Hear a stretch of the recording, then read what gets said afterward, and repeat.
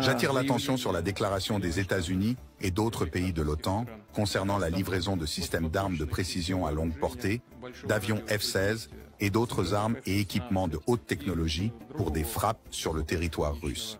En fait, il ne s'agit pas seulement de déclarations, c'est déjà le cas. Tout cela constitue une violation flagrante des restrictions imposées par les pays occidentaux dans le cadre de divers types d'engagements. Dans ce contexte, la Russie n'exclut pas le développement d'une coopération militaro-technique avec la Corée du Nord, conformément au traité signé aujourd'hui entre les deux pays. Nous pouvons aujourd'hui affirmer avec certitude que cette décision a été motivée par la volonté inébranlable des États-Unis de préserver l'OTAN comme outil de contrôle sur l'Europe, y compris sur l'Allemagne, qui abrite jusqu'ici des dizaines de bases militaires américaines pour que les Allemands obéissent aux ordres venus de Washington. Pour éliminer un concurrent sur le marché européen de l'énergie, les États-Unis font exploser des conduites principales baptisées Nord Stream. Pour que les Allemands se taisent, qu'ils avalent en silence et qu'ils soient prêts à payer le gaz naturel liquéfié américain 50% ou 100% de plus de ce qu'ils payaient pour le gaz russe fourni par le gazoduc, les États-Unis ont besoin de l'OTAN. C'est pourquoi les États-Unis ont besoin de l'OTAN pour maintenir l'Europe dans une position subordonnée. And I also have a very good relationship, as you know, with President Putin. And I think if we win, I think we're going to get it resolved very quickly. I really think we're going to get it resolved. I hope we have more good relations. We're going to have. Oh, I see. Yeah, but you know, it takes 2 to 10.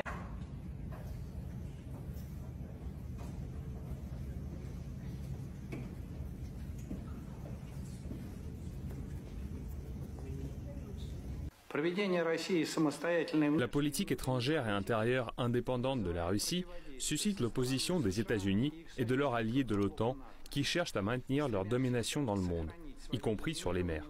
Les pays de l'OTAN organisent régulièrement des exercices militaires dans la région de la Baltique, simulant des scénarios pour repousser une attaque russe présumée contre les pays baltes.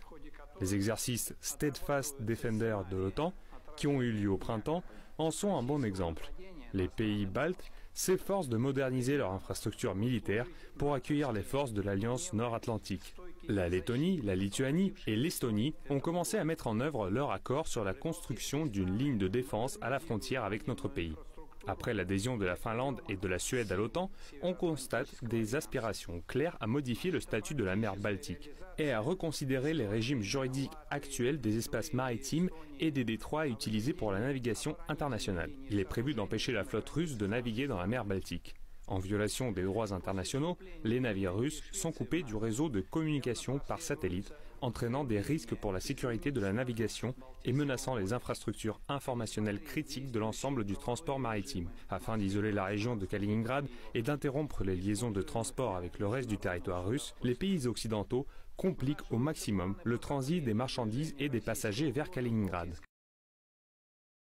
Est-ce que Volodymyr Zelensky a compris ce qui se passait? Vous allez voir, c'est une phrase absolument incroyable. On a voulu s'arrêter dessus, essayer de la comprendre. Interview hier à la chaîne ABC News. Il s'exprimera devant le Conseil de sécurité de l'ONU. Il doit présenter jeudi à Joe Biden son plan stratégique. Et regardez ce qu'il dit. Je pense que nous sommes plus proches de la paix que nous le pensons. Écoutez la suite de l'interview. Votre plan de victoire, est-ce qu'il inclut, je sais que vous ne voulez pas entrer dans les détails avant d'avoir parlé aux dirigeants, mais négocier avec la Russie, comment peut-on faire confiance à quelqu'un qui... Il ne s'agit pas de négocier avec la Russie. Non?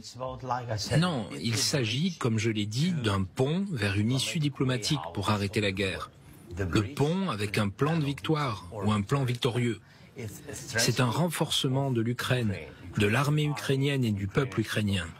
Ce n'est qu'en position de force que nous pourrons pousser Poutine à arrêter la guerre par la voie diplomatique.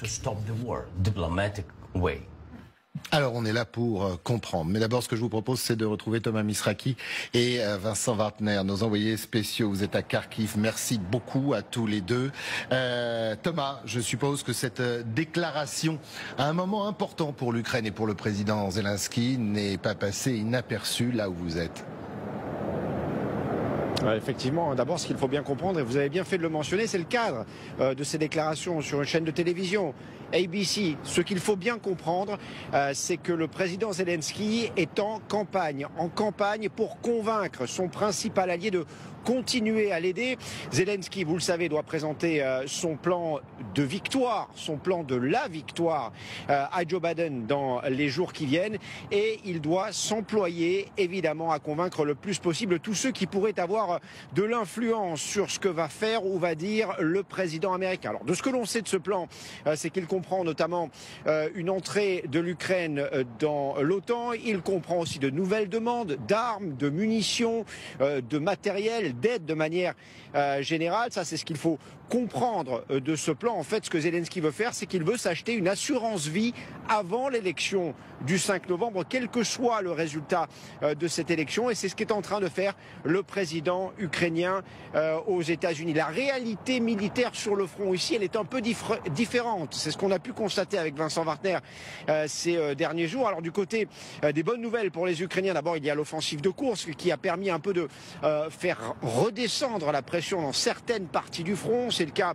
au sud vers Kherson, c'est le cas notamment ici même dans la région de Kharkiv au nord vers Vovchansk. En revanche, ce n'est pas le cas partout, ça il faut bien le dire. L'autre bonne nouvelle pour les Ukrainiens, c'est qu'ils n'ont plus besoin d'autant de munitions que c'était le cas avant l'été. Pour l'instant, eh bien, leurs unités sont alimentées. Du côté des mauvaises nouvelles, je vous le disais, les Russes continuent de pousser notamment à l'est. Ça a été le cas dans la région de Pokrovsk ces dernières semaines. La semaine dernière, c'était le cas vers Korekova et c'est le cas depuis quelques heures désormais dans la région de Vuhledar. Deux inconnus très importants. D'abord, l'état réel des forces et des effectifs côté russe. On ne connaît pas leur nombre et leur morale. Et puis, ce que l'on sait aussi, c'est que côté armement, eh bien, les Russes ont toujours ce qu'il faut. On a pu le constater ces derniers jours avec une reprise des bombardements massifs sur plusieurs grandes villes d'Ukraine. C'était le cas sur Kharkiv, ici où nous nous trouvons, ou hier soir encore sur Zaporijia.